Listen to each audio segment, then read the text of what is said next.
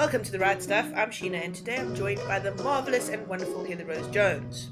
Heather Rose Jones is the author of the Alpennia series, all three great novels, and you should absolutely read them.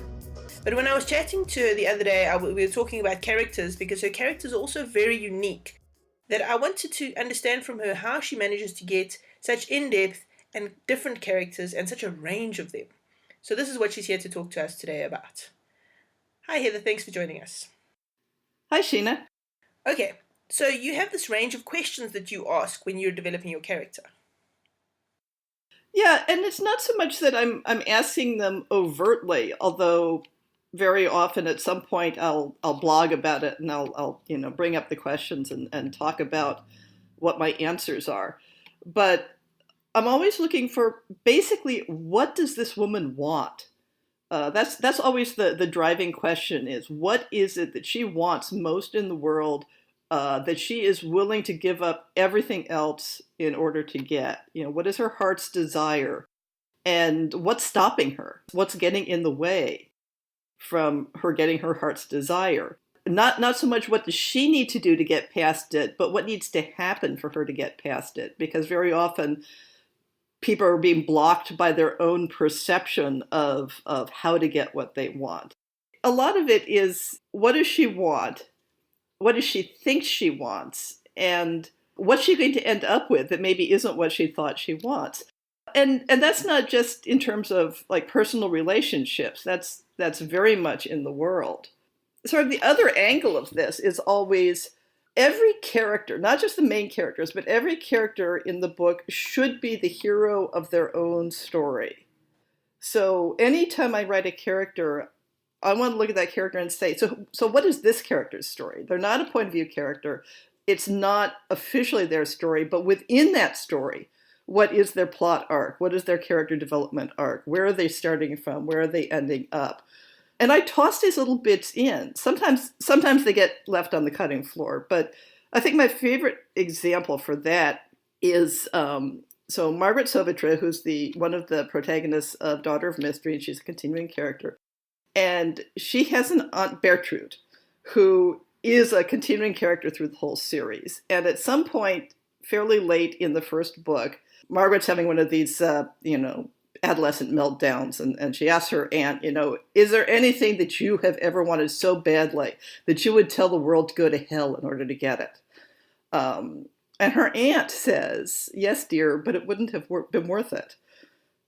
And I figure there's a whole novel in that one sentence. There's a whole backstory, and I don't know what it is. I've never figured out what is it that Aunt Bertrude wanted that she now realizes would not have been worth what she would have had to do to get it. But it's there. And for every character, I want to have something like that in the story where they have a story, but it's just not the one I'm choosing to tell. But that's why the Alpennia series works so wonderfully. It's because it's so interwoven with these different desires, and everybody's going after their own, what it is that they actually want to achieve. And ultimately, it either helps or hinders the other one's plot arc. Yeah. Yeah, in essence, there are no minor characters. There are just non-viewpoint characters. Absolutely.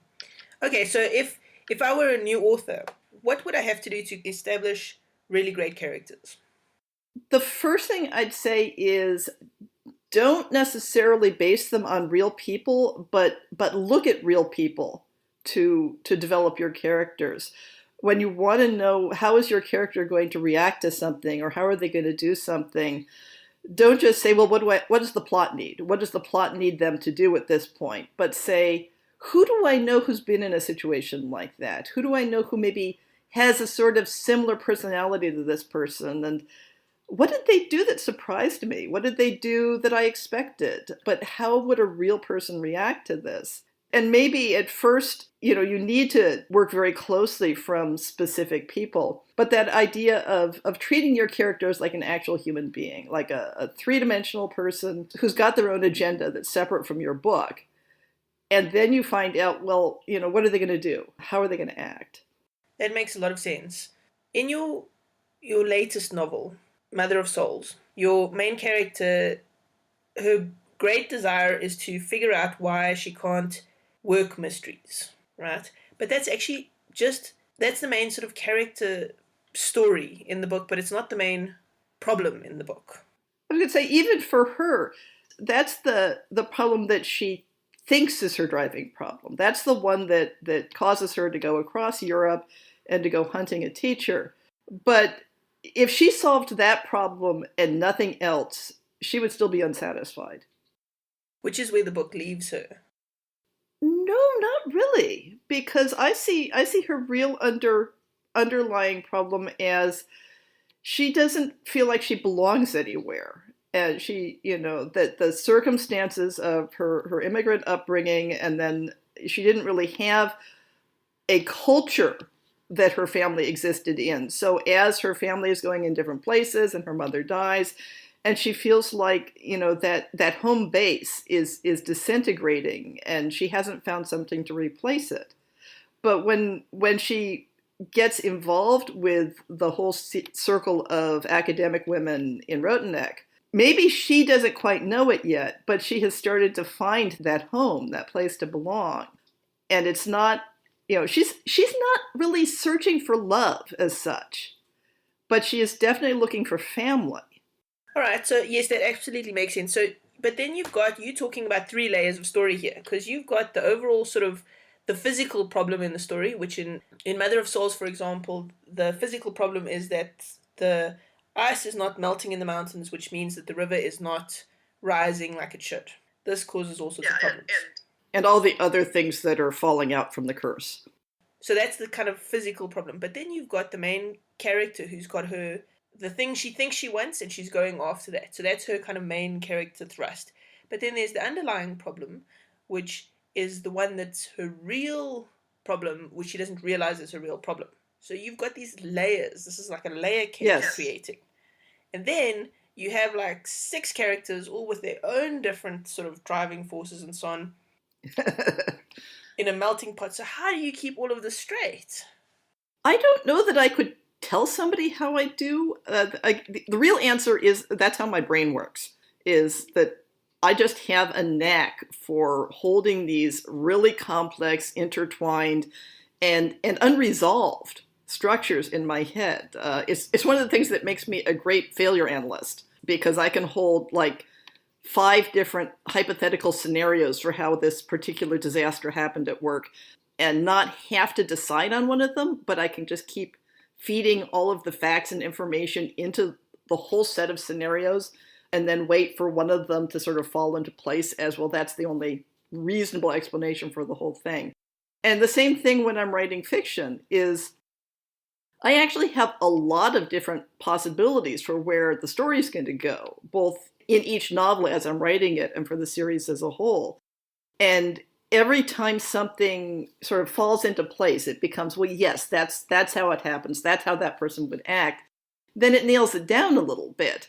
But, until I had actually sent in the final manuscript of the novel to my publisher, that story is still sort of slopping around and squishing around and sending out tentacles. So I have to be able to hold all those possibilities and know, if I change this thing, well, then that happens over there. I have this wonderful little skit where I explain my process that I call nailing the octopus to the wall. Because until you've got every single tentacle of that octopus nailed down, it's still flopping around and going in interesting places. I can absolutely see that, actually. What other notes have you got? So one thing I wanted to talk about, it gets back to this idea that writing a character is getting to know them. And I want to compare it to getting to know friends or getting to know acquaintances that might become friends. Because you go through this whole process of, sharing details of your life and talking about your life histories and talking about, things you like and things you don't like, and really gradually exposing yourself to the other person. I don't mean that in a naked sense, only metaphorically.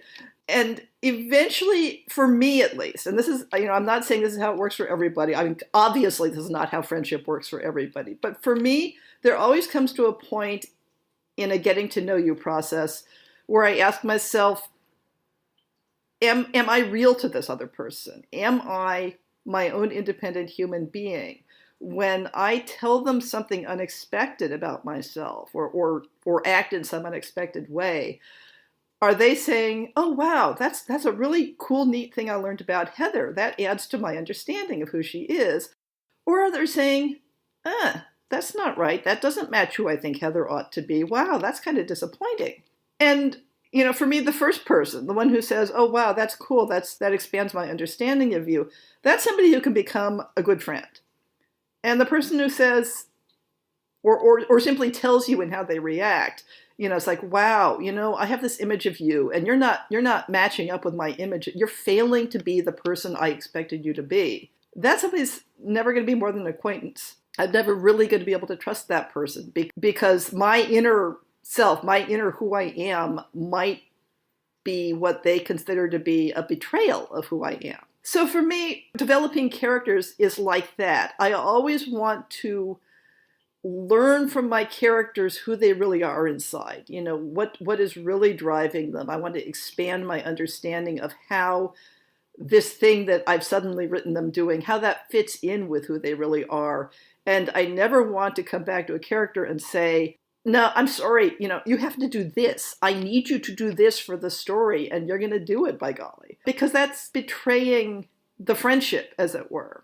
And while I don't necessarily always like all of my characters, and there are some characters that I'm not sure I could be really good friends with, I always want to treat them with the same respect that I would for a friendship. I like that. I can totally see that, actually. What other factors do you need to consider? Because you've now written a trilogy so far. Technically, I've written 4 books at this point, but the last one is just in first draft, so you don't know anything about it yet. And of course, the series as a whole is going to be at least 7 books, plus a bunch of short fiction. I'm not absolutely positive how many books it's going to be. The last few tentacles are still flailing around a lot. But you've so far published the 3, right? Yes. What was so interesting for me between the second book and the third book is your characters aged. Yeah. In terms of their mannerisms, and now the things that they want were different from the things that they wanted in the first book and the second book.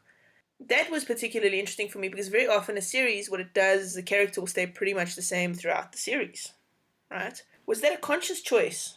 I think that when you start a series with a pair of relatively young characters, then if you are not aging them through the series, then it's going to feel really peculiar. So Margaret and Barbara started out at, if I'm recalling correctly, age 19, and then they were 21 by the end of the first book, and the whole issue of them coming of legal age was a major plot point.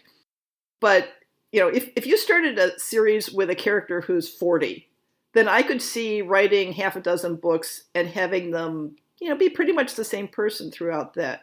But if you're writing a series where your original characters start out at age 19, and then you're going to write, a decade's worth of stories, it's like, by golly, they better change and they better mature and they better, shift their perspective, or they're really cardboard characters. Absolutely. But you don't see it very often. And so this is one of the things that I particularly found really interesting because you age the characters in a way that was really believable based on where they used to be. I hope so. But how do you do that? How do you go, okay, this is the character in book 1, but now this is the character in book 3. How do you know what they would desire at this point? I think the only thing I can say is I use my imagination. It certainly isn't necessarily based on my own experience because, as I will tell people, I was never actually a teenager. I kind of went from being, a kid to being a very small adult very rapidly. And the whole thing about, what is it you think and feel when you're a teenager, I skipped that part. I think I went back and did a little bit of it in my 30s instead. I just thought it through. I said to myself, who are these people now? And what are they now facing? And how do the personalities that I set them up with meet those challenges? So, for example, with Barbara, she had a massive change of her life circumstances, going from being, a servant and a bodyguard to, well, can we assume that like anybody who's going to read the books is read the books and they aren't going to be spoiled at this point? So she ends up a relatively powerful and important person with responsibility for land and whatnot and political power.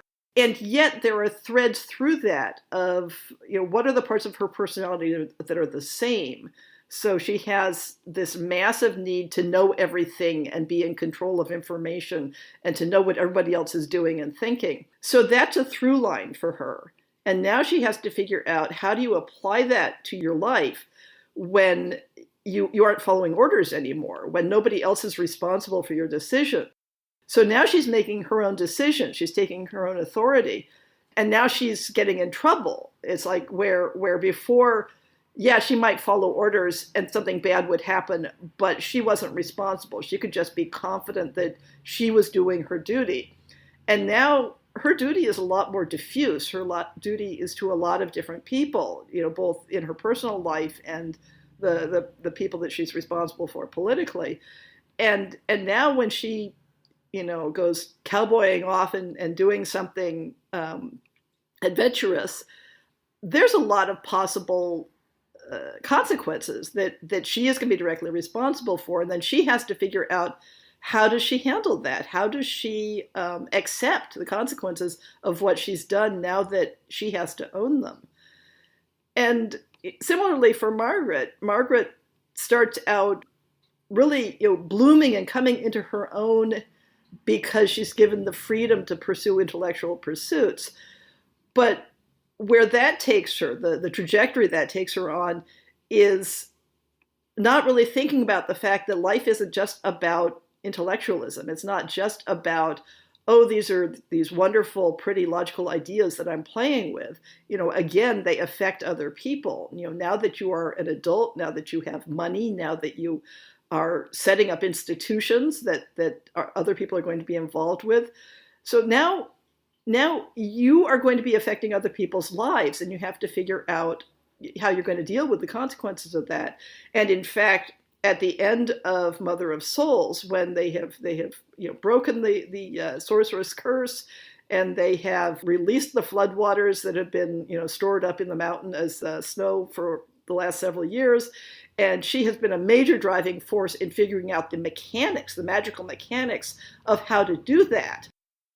And what we get just the hint of at the very end of that story is, and now it's going to be flood tide. Now the water's going to rise. And in fact, the next book is named Flood Tide, which gives you an idea of where it's going. What I also liked that you did was you matured Barbara and Marguerite's relationship. Barbara in the first and the second book was hesitant to use the money. But by book 3, she's a lot more comfortable that they share the purse, they share the responsibilities. Yes, and I tried to do that very slowly, that it was still very uncertain at the end of the first book, where pretty much they had agreed that, yes, we are going to make this work, we're going to move forward as a couple. But they've still got a lot of working out to do. It's almost a running joke in the series where they made that promise to each other. It's like, we'll never keep secrets from each other. We'll tell each other everything. And they don't, because there's always some reason. It's like, well, it's just not convenient, or this thing that's happening, well, somebody else is involved with that. It's not my secret to tell yet, so I'm going to hold off. Or, well, this is complicated, and I want to, sort of get my head around it before I talk to the other person about it. So there's this running joke. I mean, it's not a joke between them. Well, maybe a little bit. They do joke about it a little bit. But where they have this image that they are being completely open and honest with each other, but really they're still in this cycle of trying to protect each other, trying to manage things on their own, and not really completely leaning on each other, and that is gonna come back to bite them eventually. I'm willing to tell the readers that when we get to the 5th book, which is Mistress of Shadows, they've got a lot of things to work out, and they spend almost all of that book in different physical locations. And that's a part of, working through some of the lingering relationship issues between them. A lot of it has to do with Barbara's control issues and what happens when things happen that she's not in control of, like getting hurt. I'm totally intrigued. Now, being able to age relationships, being able to age characters, being able to keep all of this like massive map of characters in your head, it's an epic task. So how does somebody who's not you do this? How does somebody that's not you actually manage to write characters that are in-depth enough to keep the readers busy, interested, and wanting to read more? I go back to the principle that you're not creating the character, you're getting to know them. And if you let the character be who they are, if you let them interact with their circumstances, then they will change, they will shift. It gets back to looking at real people and how do they change over time. Look at your friends around you. How does having children change them? How does getting married change them? How does changing jobs change them? How does starting to feel physically, less able change people? The real people are the touchstone. Go back to how real people interact with the world. And the other half is, let them be people. Let your characters be people. And beyond that, I don't know. You can teach mechanics. You can teach individual little tricks of how to show something. But in terms of developing characters, that's something you've just got to develop in yourself, I think. Do you have anything else you want to share? I guess the one thing I'd say about characters is I definitely set out at the beginning to have a wide variety of characters, to never repeat types, that they should, each character, especially each viewpoint character, should be different. I didn't want to do young love every single time. I didn't want to do first love every single time. I didn't want to do love every single time. I wanted the characters to have a wide variety of ages, of personal backgrounds, of family connections. I didn't want all of my main characters to be orphans, for goodness sake. So I was quite delighted to give Lucia a big family that she interacts with regularly and that occasionally descend upon her to camp out in her boarding house. I wanted them all to be different and have different experiences. And I think that's the way to keep, especially a series, fresh. There's a novel that I wrote back before any of the Alpennia stuff that has a pair of characters that have some very similar personality dynamics to Margaret and Barbara. And it needed completely rewriting at some point. I wasn't quite happy with how it ended up. And now I'm not sure that I'm ever going to go back and rewrite that and publish it, because I'd feel like I was writing the same couple over again. They're young, it's their first relationship. One of them has got martial arts skills. The other one is more intellectual. And I really don't want to ever write the same person or the same couple again and again. I want new faces and new challenges and new personalities. Okay, Heather, so where can people find you online? The best one-stop shop to find me online is my website, which is alpennia.com, ALPENNIA.com. That has links to all of my social media, and it has a email contact for me. It's got my blog. It has the Lesbian Historic Motif Project. It has lists of all my publications, including the ones that are in process that I don't even have publication dates for yet. If people want to follow me on Twitter, where I'm fairly active, I'm at Heather Rose Jones, except the trick is that there's only one R between Heather and Rose because I hit the character limit. And I'm on Facebook as Heather Rose Jones. I have both an author page that's public, and I have a friends only account, which if you interact with me enough and send me a request, I'll probably add you to. But definitely the webpage is the best place to find me. If you plug Heather Rose Jones into Google, the first 16,000 pages will be me. It's useful having a very unique name. Yep, that's why I used the whole thing.